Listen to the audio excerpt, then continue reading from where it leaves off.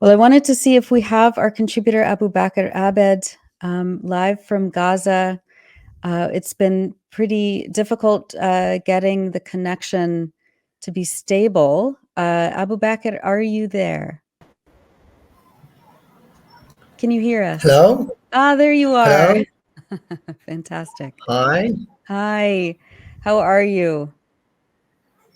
I probably fine. Yeah, I'm fine. Alhamdulillah. I'm fine. Everything is fine. Alhamdulillah. Alhamdulillah, seeing you makes everything better. Yeah, absolutely. That's Thank what you I so can much. say. That's right. Thank you so much. Abubaker, tell us about the current situation on the ground. What are people feeling in Deir el-Balah, where you are? What are people talking about in terms of the seizure of the Rafah crossing, the closure of Kerem Abu Salam, Kerem Shalom? What are people dealing with right now?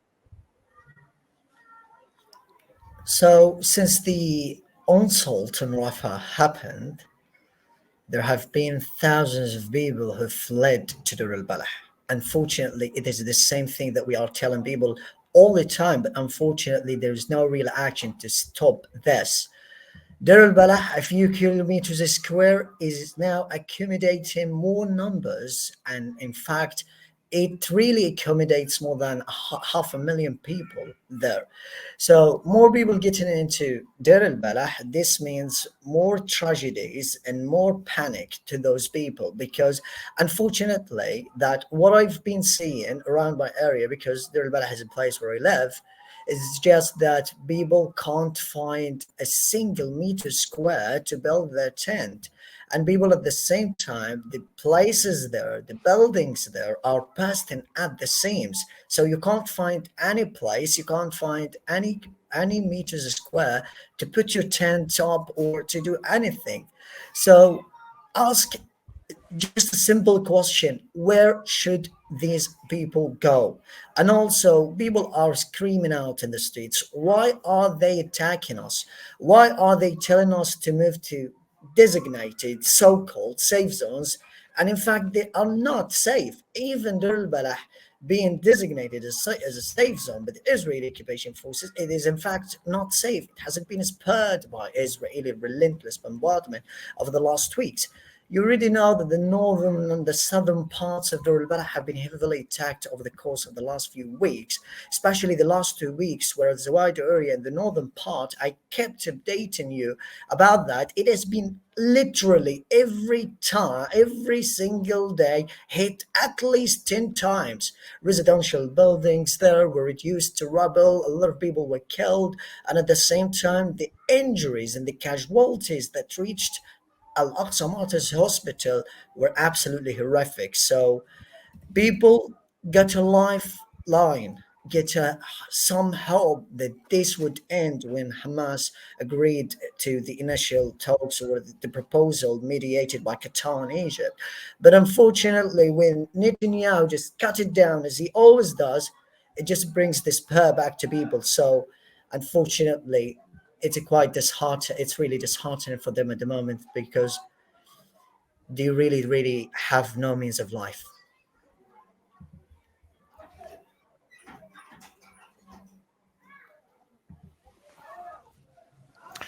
Abu Bakr, talk about, the other day on Monday, people were so briefly hopeful when there was news that Hamas accepted the ceasefire. Those hopes were dashed pretty quickly, unfortunately. We still have hope. We still pray that a ceasefire will come, and we haven't given up that hope. But just talk about what it's like for people there to be hearing this kind of news, and then to be disappointed that way. Do they follow the news closely? Yes, they did. Yes, they absolutely are doing that most of the time, because as I'm telling you all the time, as I told you all the time, it is just enough on them. It is just too much on them. What they have been enduring over the last 7 months now, we have marked the 7 months of the war since it started back in October. Unfortunate to say that that their hopes were dashed is incredibly heartbreaking for them, because they always, last time when when Hamas accepted the proposal, they went out to celebrate in marches, they went out to sing, dance, and just to chant and do everything possible. People were rushing to celebrate out in the streets. People were too hopeful that this would really bring this war to an end. But unfortunately, yes, the same problem, the same despair. But again, people have to know, for those people who are trying to put us down, to let us down, that every single day in this war, every new single day in this war, our hope increases that we will see a free Palestine very, very soon. And also, just like to tell people what we are made of, what we are hopeful about. Hope at the ending stages is an apt reason why we will see a free Palestine very, very soon.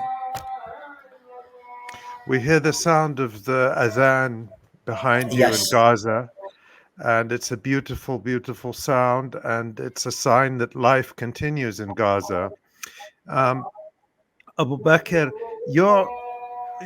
we've seen over the last few days and the last week, as the protests are growing in universities now, not just in the United States and around the world, the people in Gaza responding to that, making signs and sending pictures, showing support for the students, and not just at Columbia University and around the world.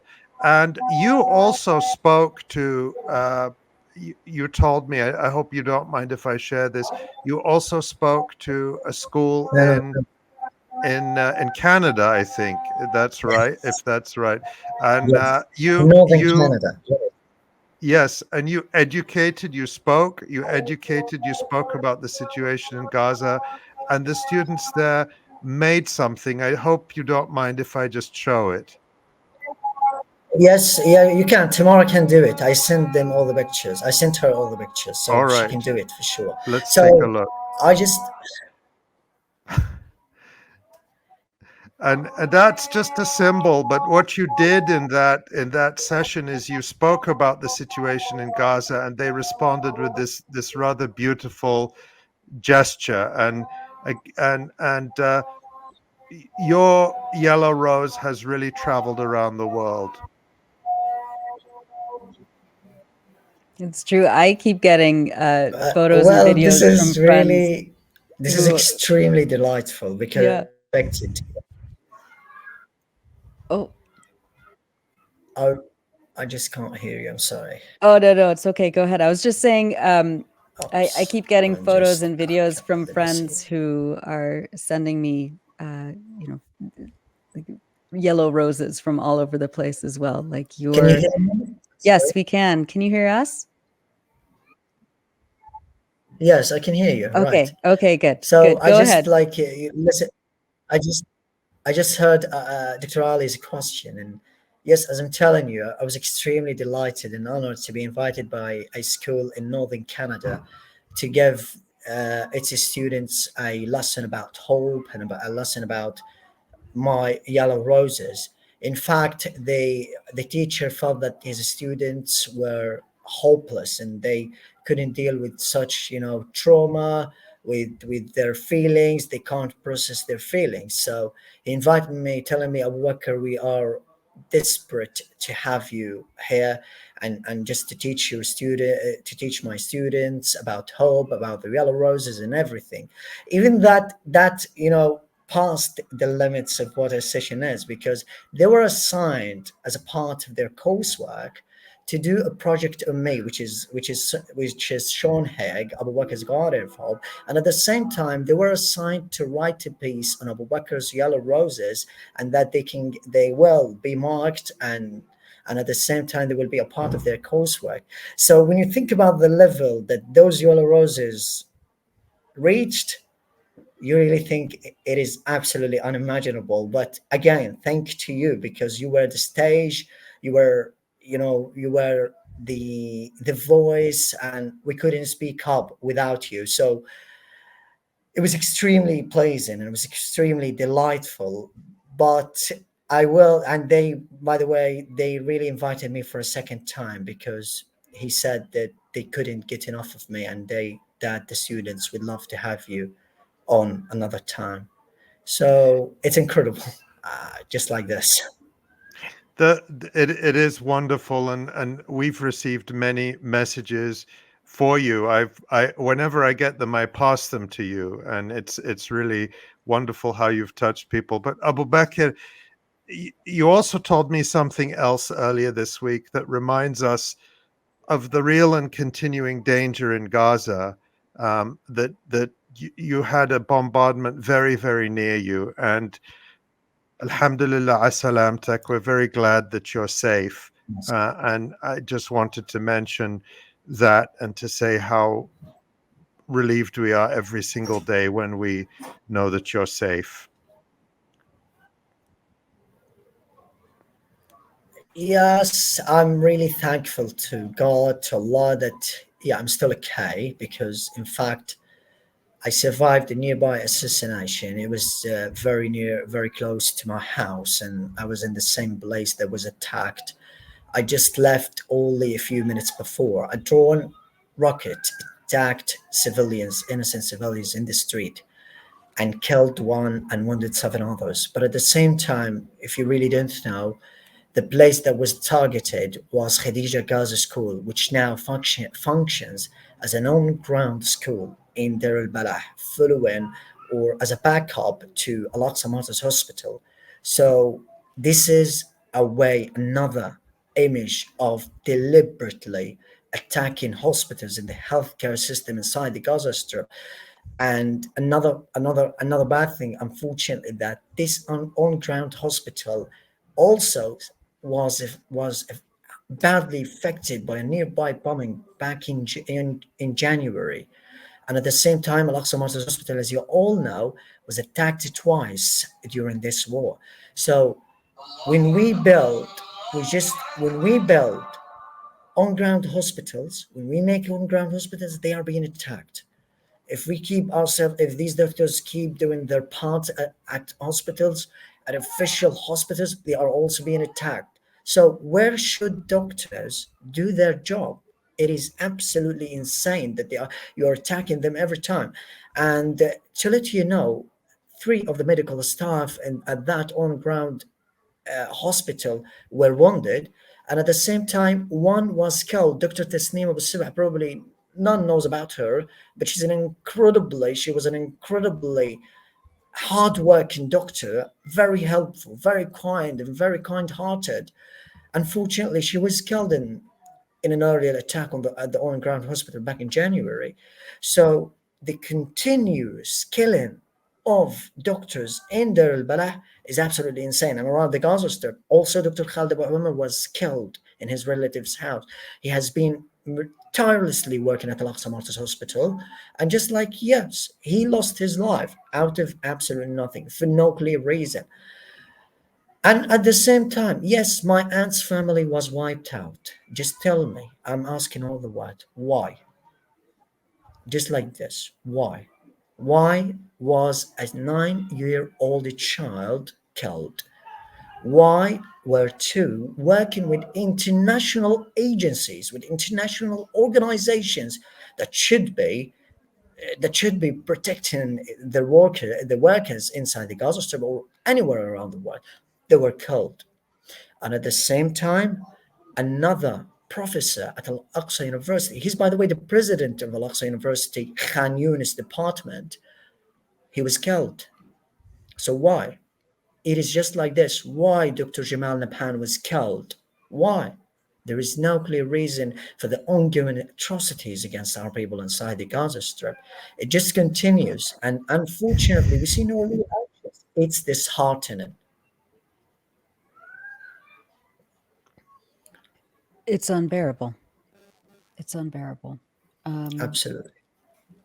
Abu Bakr, we will let you go because we know that it's the connection is fragile, and we want you to be as safe as possible. Sometimes we just have no words, but our audience, I'm reading all the comments, and people are just expressing their love and solidarity, Thank you and so support much. for you and your family and your neighbors and everybody in Gaza. And yeah, Ali, And did you? thank you so much. Yeah, Thank you so much. I just want to say in the end that I probably have to be honest this time and just say that this may be the last time I appear here on you with you in the live stream. My parents, my family, they're all afraid about the continuous targeting of people speaking about up on Gaza. That's why I was insistent to come up and tell you what is happening. Make sure that the next stop for the Nazi regime, Israel, is going to be Dar al-Balah after Rafah, where I am. It's indescribable. It is just atrocious and ferocious. I really don't have words. You give me hope in the end. You give me a lot of things, a lot of really good things, and I thank you from the inside bottom of my heart for every word, every comment, and everything you've done for me over the last months. And make sure that Abubaker will continue writing, will continue doing his part, but showing his face, and speaking up on the current situation in the Gaza Strip is not going to be the case. It's not going to be the story anymore, unfortunately. So, love and hope from here, where I am in Dar al Balah, central Gaza, to every single one of you. And again, hope at the ending stages is an apt description of and an apt reason why we will see a free Palestine, inshallah, very soon. Hopefully, this horrific war will end very soon. Thanks to every one of you. Abubaker, thank you. We love you, and we will see you soon here on this live stream, inshallah, and we will meet you in a free Palestine. Inshallah. Thank you so much. Bye bye. we love you, Abubaker. Thanks for watching this video. Please subscribe to our YouTube channel, hit like, leave a comment. These engagements help us with the YouTube algorithm, and it helps us to get around Silicon Valley censorship as much as possible. It does make a difference. You can also support our journalism by going to electronicintifada.net and clicking on donate now. Thank you.